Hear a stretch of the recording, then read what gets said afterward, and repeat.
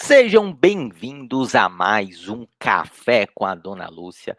Hoje, episódio número 6 no ar e falaremos sobre os jogos deste final de semana. Então, assim, nós temos as finais dos estaduais, né? Então, a grande maioria dos estaduais chegando às suas finais depois da data FIFA e a volta dos campeonatos internacionais. E tem alguns jogos bem interessantes esse final de semana, né? Este final de semana.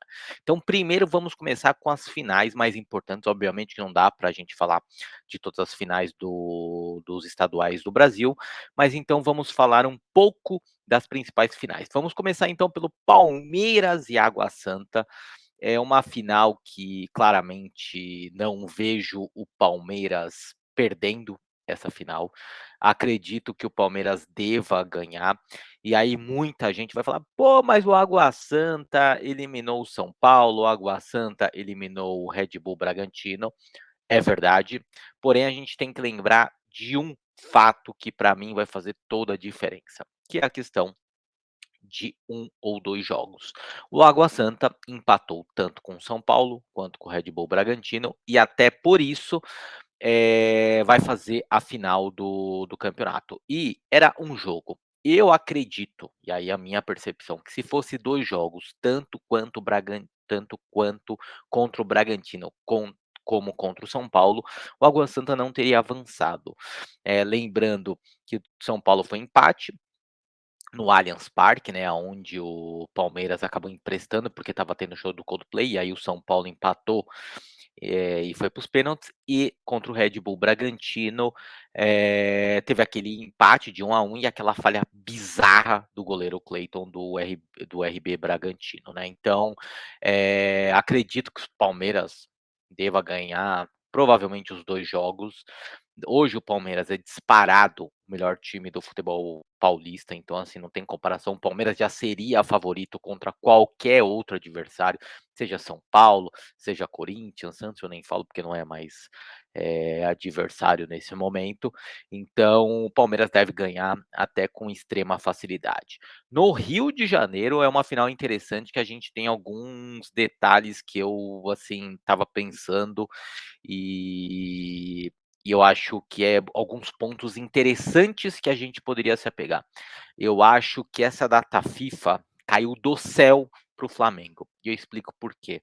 Hoje, claramente, se a gente analisar elenco, vamos analisar os elencos, obviamente que o Flamengo, tem um elenco melhor do que o Fluminense e claramente é o melhor elenco do Brasil. Porém, quando a gente analisa conjunto e futebol jogado, o Flamengo, neste momento, está atrás do Fluminense. Isso é evidente. Então, eu acho que para o Vitor Pereira, essa data FIFA caiu do céu, porque foram 2 semanas que ele teve para trabalhar o time sem jogos nesse meio tempo. Então, eu até acredito, eu acredito que o Fluminense é favorito contra o Flamengo, pelo futebol que vem apresentando. Mas eu acho que esse favoritismo caiu um pouco por conta dessa data FIFA, por essas 2 semanas de paralisação. Eu até acredito que se não tivesse essa paralisação, se tivesse já tido as finais, logo em seguida, o Fluminense seria mais favorito ainda.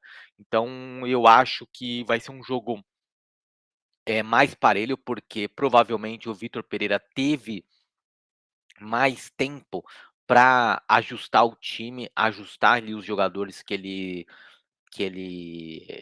acredita. O Flamengo vai ter uma baixa, né, uma baixa bem importante, que é o Arrascaeta. O Arrascaeta, a princípio, está fora dos 2 jogos da final e da estreia da Libertadores e pode ser que ele fique até 1 mês parado, tanto é que ele nem foi jogar pela seleção do Uruguai. Outro ponto importante que facilitou a vida do Flamengo é que nessa data FIFA o Flamengo, depois até de muito tempo, não teve nenhum jogador na seleção brasileira, né, então isso até ajudou no trabalho eu acredito, do Vitor Pereira. Então, eu acho que vai ser uma final disputada. Vejo sim, um leve favoritismo do Fluminense, porém estou muito ali, como que eu posso dizer? Estou muito muito intrigado para ver o que que o Flamengo do Vitor Pereira vai fazer depois de 2 semanas só trabalhando. Então eu quero ver se realmente dessa vez a gente vai ver um Flamengo diferente, porque a grande verdade é que esse ano ainda o Flamengo não fez um grande jogo, aquele jogo que você fala assim: "Nossa, esse time tá jogando muita bola e, putz, vai atropelar os adversários". Eu não vi nenhuma apresentação excelente do Flamengo, né, até contra o próprio Vasco, apesar de ter vencido os 2 jogos, não foram atuações convincentes a ponto de falar assim: "Não, o Flamengo é favorito contra o Fluminense", né. Então vai ser uma final interessante, porque também os 2 técnicos precisam ganhar, apesar da gente não falar que os estaduais hoje não tem muito peso, tal, mas o Vitor Pereira, lembrando que ele já perdeu o Mundial, já perdeu a Supercopa, já perdeu a Recopa, não ganhou a Taça Guanabara, então ele tem esse peso a mais que talvez se ele tivesse vencido uma dessas taças ou até 2, provavelmente estadual não teria muito peso. E o Fernando Diniz que luta pelo seu primeiro título como treinador, né, então é um cara que é até cogitado na seleção brasileira, por muitas pessoas, não por mim, porque eu acho que o Fernando Diniz ainda não está pronto para a seleção brasileira, porém, ele ainda não conquistou nenhum título de expressão. Então, o Campeonato Carioca, apesar de não ser também um grande título, pode ser efetivamente o primeiro título do Fernando Diniz. Então, eu acho que ele vai entrar assim querendo vencer muito esse Campeonato Carioca pelo Fluminense. Então, eu acho que vai ser uma final que, como eu disse, está em aberto, mas vejo ainda um leve favoritismo do do Fluminense.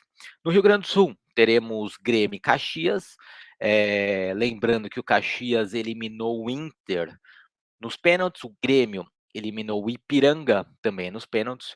Acredito que até por ser final, eu acho que o Grêmio deve ganhar, deve, eh, ser o campeão gaúcho. Se fosse talvez uma final, tudo.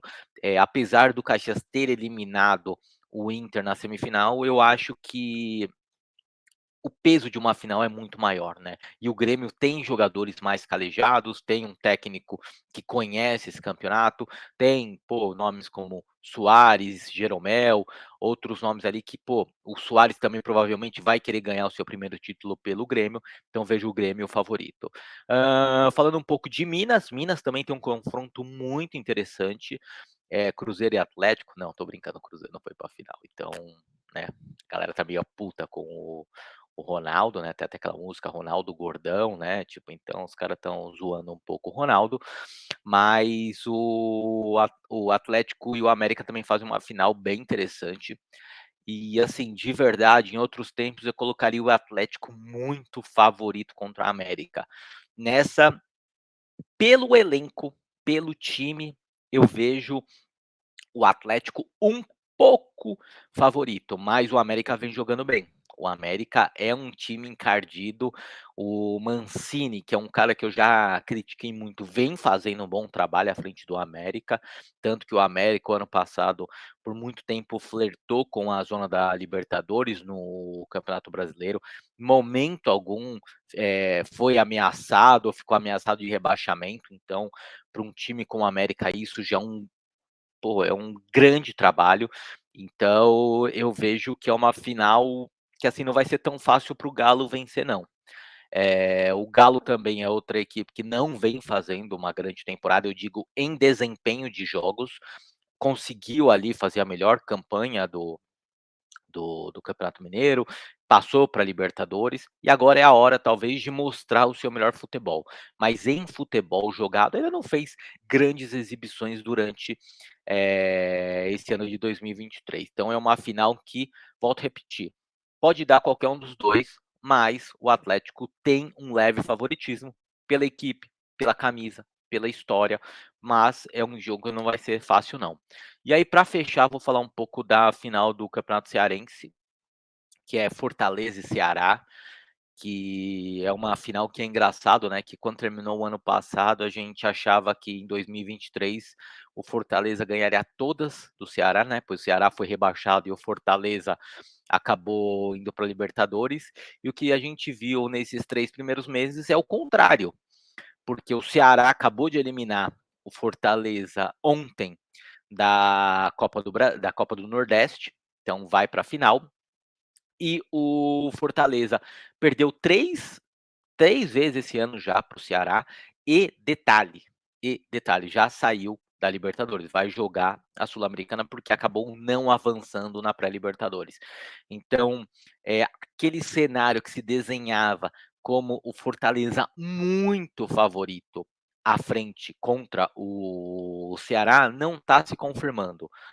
Lembrando também que o ano passado o começo do brasileiro do Fortaleza também não foi nada bem, o Ceará teve um começo muito melhor, mas durante o tempo, né, durante o ano, o Vojvoda ajustou o trabalho e o Fortaleza terminou muito bem o ano. Então vamos ver se o Vojvoda vai ter tempo de recuperar e fazer esse Fortaleza campeão cearense em 2023. Então são as 5 finais mais interessantes desse ano que eu vejo no futebol brasileiro, né. Falando agora do exterior, esse final de semana eu queria destacar 2 jogos que eu acho que vão ser muito legais e que podem, em partes, definir os campeões alemão e o campeão inglês. Então a gente vai ter Manchester City e Liverpool. O City, obviamente, que por jogar em casa, por estar na frente da tabela, quando a gente analisa a temporada, na teoria é muito mais favorito que o o Liverpool. Porém, esse Liverpool é o time mais bipolar que existe no futebol mundial esse ano. É o time que ele é capaz de ganhar numa semana de 7-0 do United e na outra semana perder para o lanterna, para o Bournemouth. Então, a gente não dá para saber assim qual que é o City que vai entrar. É o City, o Liverpool, quer dizer, é o Liverpool Coringa ou o Liverpool Batman? Então a gente não sabe qual que é o Liverpool que vai ver em campo. Então pode ser amanhã que o Liverpool faça a melhor partida deles na temporada e vença o City no Etihad.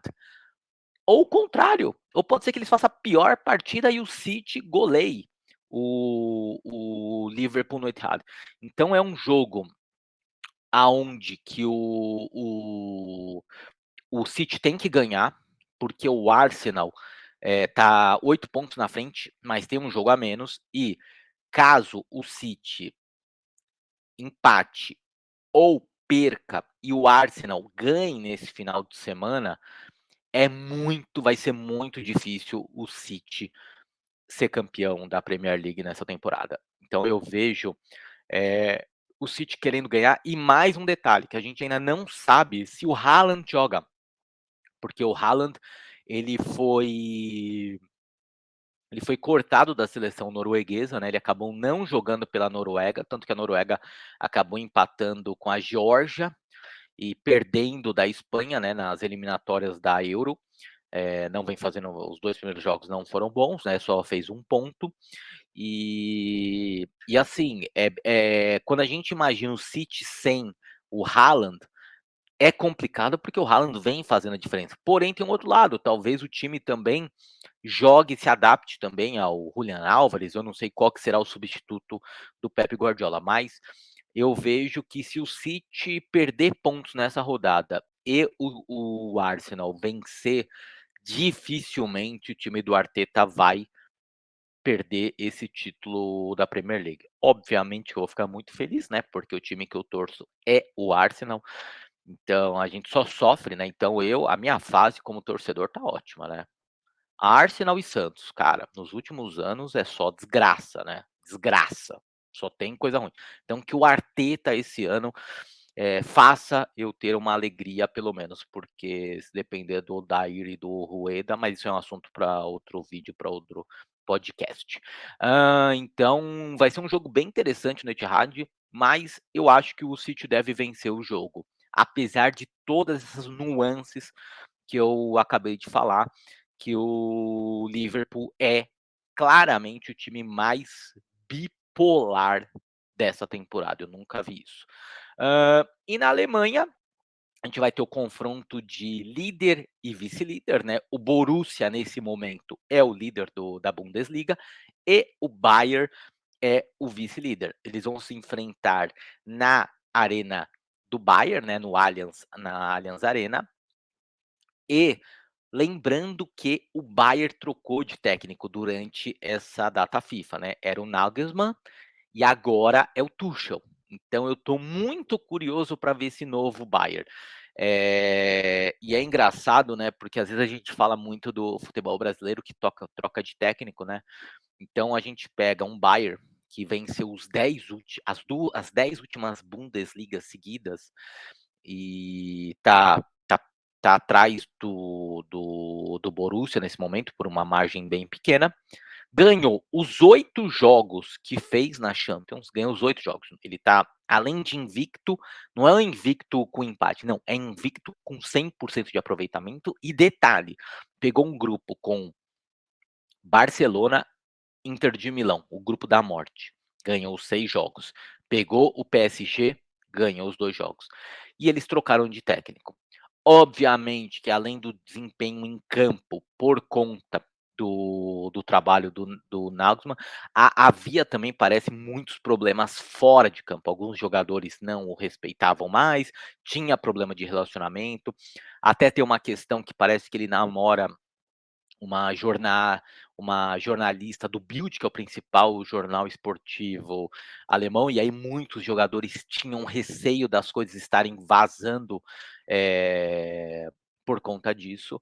E aí o Bayern de Munique, que é um clube que a gente tem como total referência de de gestão, decidiu fazer essa troca para ver se o Tuchel põe a casa em ordem, né, teoricamente, e leva o Bayern à 11ª conquista da Bundesliga seguida e ao título da Champions League. Lembrando que a última vez que o Tuchel assumiu um trabalho no meio foi o Chelsea e que ele venceu a Champions League, inclusive vencendo o Manchester City do Guardiola na final. Com um detalhe, o próximo adversário do Bayern na Champions é o City. Então, até para o City, eu acho que não foi uma boa notícia pensando em Champions League, porque o Tuchel, ele é um técnico mais, assim, aquela coisa, não é retranqueira, mas ele é um cara que ele é mais, quando a gente fala aquele termo de, ele é mais precavido. O Nagelsmann jogava um futebol um pouco mais leve, então eu não vejo um Bayern que vai ser tão agressivo quanto o City. Acho que vai esperar mais o City, vai jogar, vai explorar bastante a questão do contra-ataque, coisa que eu acho que o Bayern do Nagelsmann não faria contra o City. Acho que seria um jogo mais aberto. Então vão ser confrontos bem interessantes agora para ver. Então esse final de semana eu destaco todos esses jogos.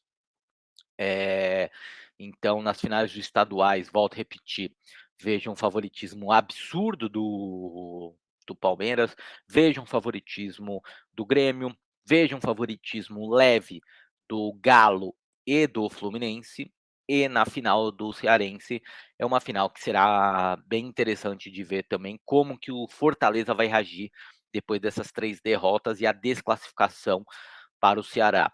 Então, um final de semana que promete, final de semana bem agitado pós-data FIFA. Então, eu acho que a gente tem tudo para ter excelentes jogos para acompanhar. Além disso, gostaria de deixar aqui uma dica cultural da avó.